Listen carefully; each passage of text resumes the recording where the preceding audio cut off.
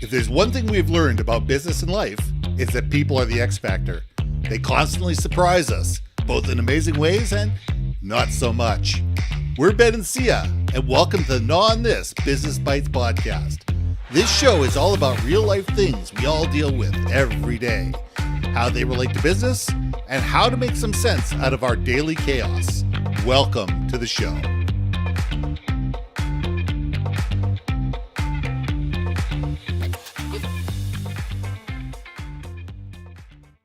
And welcome back to another episode of Gnaw on This Business Bytes. I'm Ben and this is Syya. And this week we're going to talk about workplace boundaries without the backlash.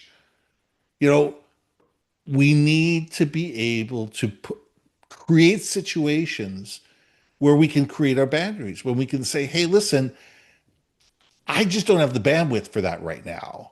I can't do this. I can't do the other thing. No, without all of a sudden looking at somebody that's always negative, somebody who's not a team player, somebody who's not a go-getter, somebody that's not thinking of the organization above themselves, et cetera, et cetera, et cetera. You know, there are ways of doing this, and there are ways of sitting there going, you know what? I'm a team player. I'm a go-getter. I want the next position. But however, we need to talk about it in these terms and under these circumstances, because it's got to be something that's not only good for me, but it's got to be something that's good for we. And it's all about positioning. So Syya, let's gnaw on this. Oh, I know we've talked about setting boundaries or saying no before. So the interesting thing is that it's comes hand in hand, right? Because it's not necessarily a no per se. It's just I'm putting those that bowling alley gutter ball thingy so you don't gutter ball it all the time. You're just putting like bumpers into things so you kind of keep you focused and whatnot. I think setting boundaries is probably one of the hardest skills to develop as an adult. I think there is opportunity for people as they develop in their careers for leadership to identify and help create and help support those boundaries that are set for the team. I think all of those types of gestures is a great goodwill gesture for the company. So therefore you actually start breeding a good company culture where it's almost like everyone now takes pride in the fact that everyone knows what the lanes are. What I think that's in the happy unicorn way of describing boundaries, and healthy boundaries is set. That's the Syya happy definition.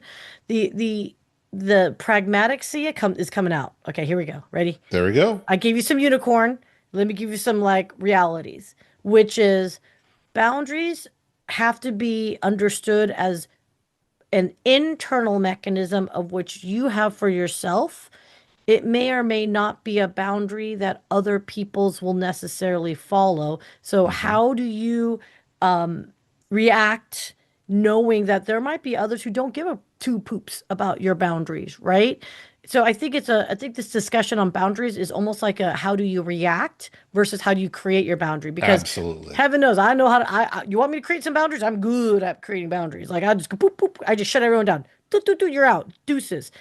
The question is okay, how do you react to other people's boundaries? And I think that's the most critical part, because I think that shows more emotional EQ. Yeah. Emotional intelligence to recognize you're reacting to someone else's based on the information they're feeding you. They're telling you what their boundaries are. So then it's up to you to decide how you want to navigate it with honoring your boundaries. You're not giving away your boundaries. You're just, how do I navigate my bumpers and your bumpers? It's almost like, oh, what's that car? The bumper cars. Yes. So our boundaries are our bumper cars, and we're still having fun. Some intentionally running into each other. Yes. And others just having fun driving around in circles and trying to spin out and try to drift, which we never. You would drift as someone kind of like, what's that called? The car pit maneuver. Impact. Yeah. No, it's interesting because I'm a big believer of yes and or yes, however. Yes. I'm a big believer of yes, absolutely we can do that. You bet. Now, what are we willing to give up in order to make that happen? 100. And it's amazing to do this.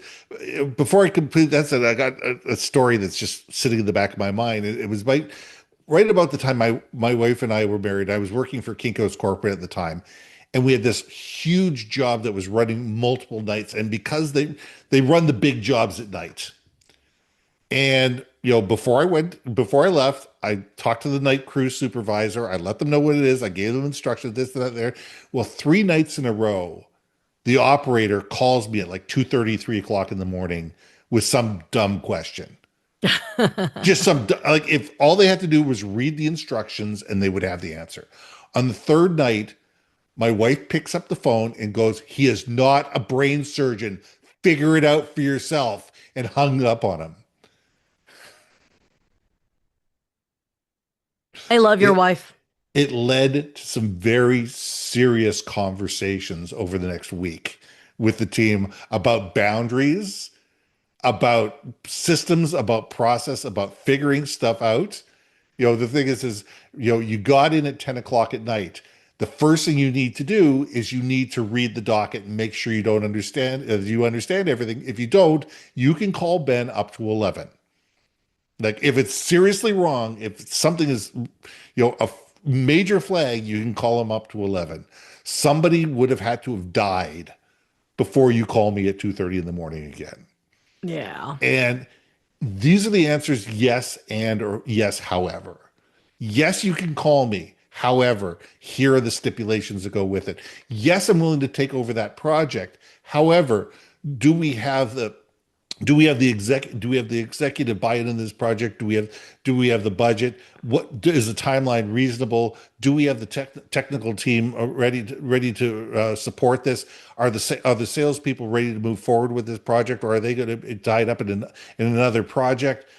Yes, however, yes, and you need to be able to set yourself up for success while you're setting people up for success. And if all of a sudden that adding that one program is going to be the piece of straw that breaks the camel's back, you need to say, yes, absolutely, we can do this. What are the projects we can put on hold or we can give to somebody else in order for me to be able to focus on this? Yeah. And I think that's where, excuse me, we create our boundaries. And that's doing it in a professional way. It's just saying, look, you can have the moon, but you can't have the stars to go with it. If you want the moon, the stars, and the universe to collide all at the same time, it's just not going to happen. Yeah. There's only so much an individual person or an individual team can do. What's your priorities? And I understand these are your priorities, but the vice president told me that these are his priorities.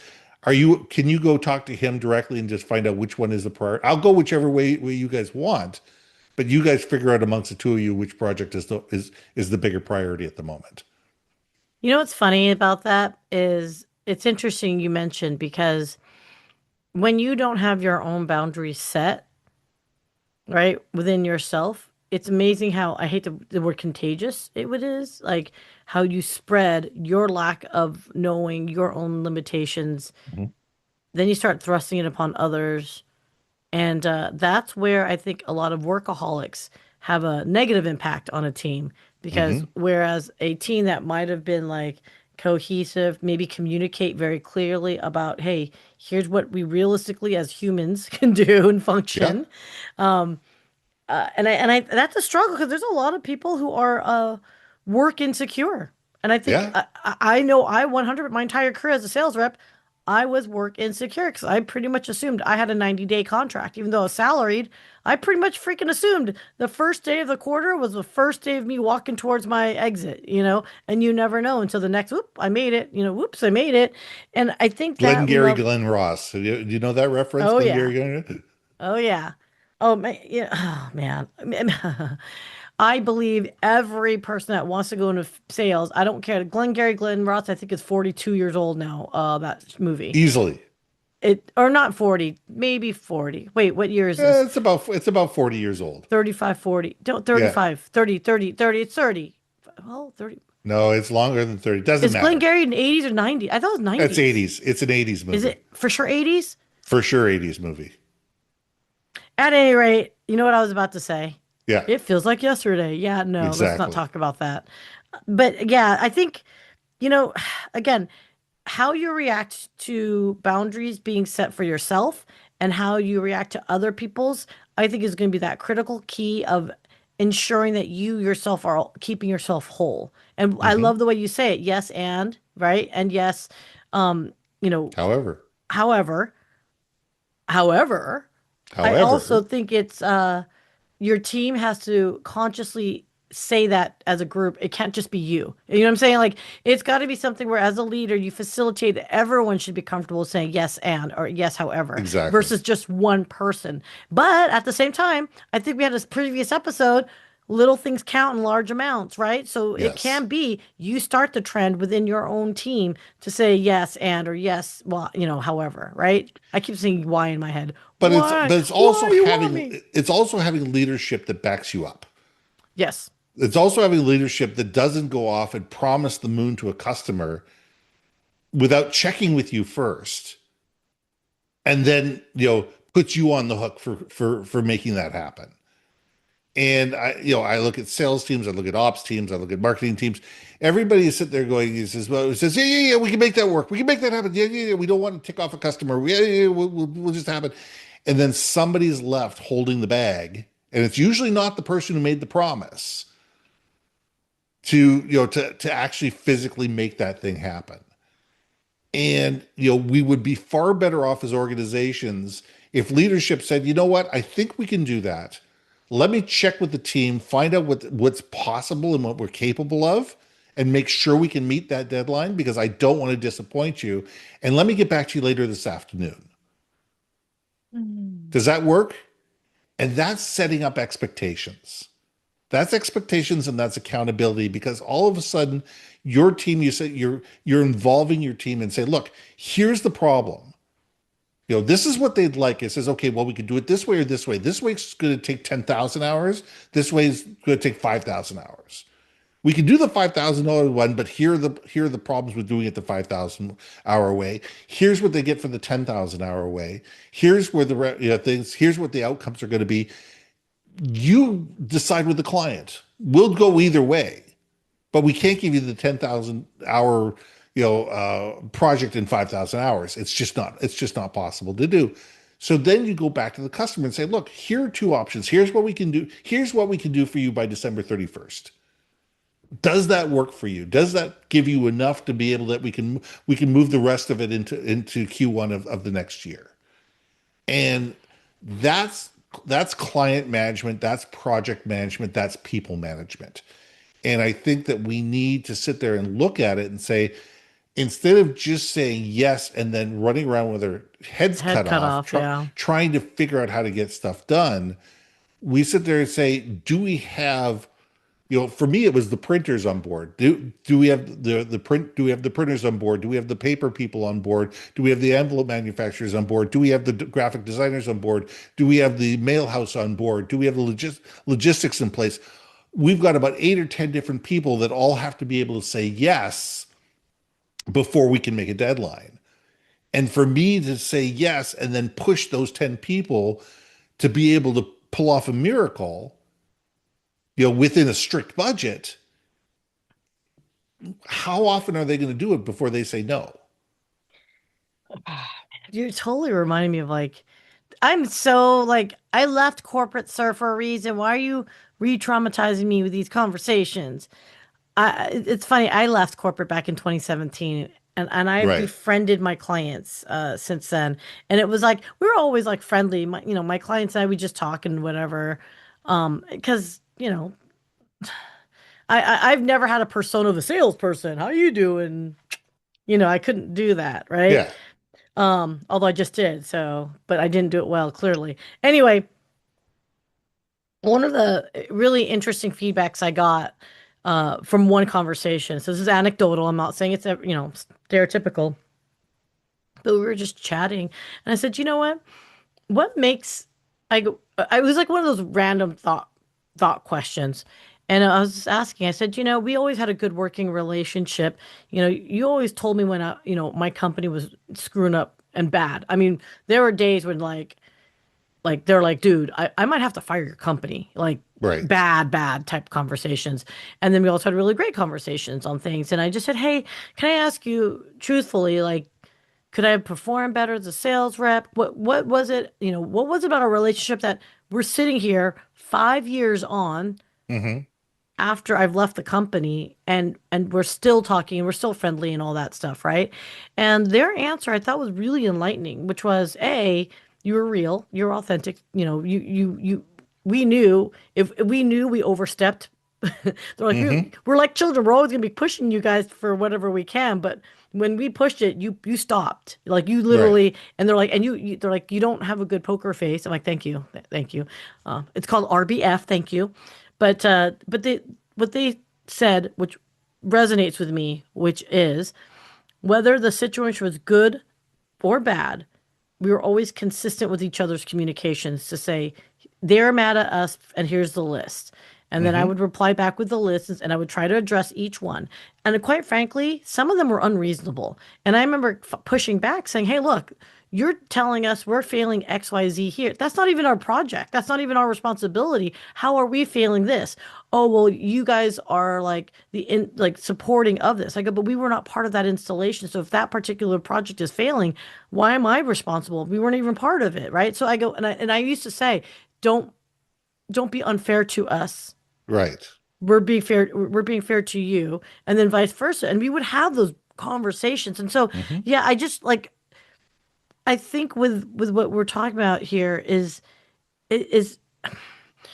if we are authentic to who we are in those communications and we set those boundaries with each other to say, hey, you're mad at the situation, don't be mad. That was the other thing. When we were mad at the situation and the voices would be raised, okay, I was Right. never an angel in that. Voices would get raised. We always understood the situation was why we're raising. It wasn't because we were disrespecting each other. It was we're frustrated with the situation. And Hmm. then and then when we'd look at each other, I remember one specific one. I'm like, hey, I'm trying to help you here. Come back. And it was boo, de-escalate. And we always made that boundary very clear, if that makes sense. So Yeah. anyway, it was just something that just reminded me of we set boundaries and you have to set your boundaries, especially for tense situations, because it brings it back into focus again. So I know I ran long, You but know what? I think that's a great place to leave it because I think that you've summarized it enough to sit there and say we need to have open and honest conversations. We need to trust each other. We need to rely on each other. And we need to let people know what's gone right, what hasn't gone right, and how we can fix it. So yes, let's leave yes. it there. I'm Ben, I'm Syya. and we'll see you soon. Hey, hey, hey. Thanks for listening to another episode of Gnaw on This Business Bites. If you liked what you heard, we most humbly ask that you like, share, and hit that subscribe button. And if you want to communicate more effectively within your organization, contact Ben at yourbrandmarketing.com or me at brilliantbeammedia.com. We can help you build your community, brand awareness, and personality through digital content and podcasting. We cannot wait to hear from you. So see you next week for another episode of Gnaw on This Business Bites.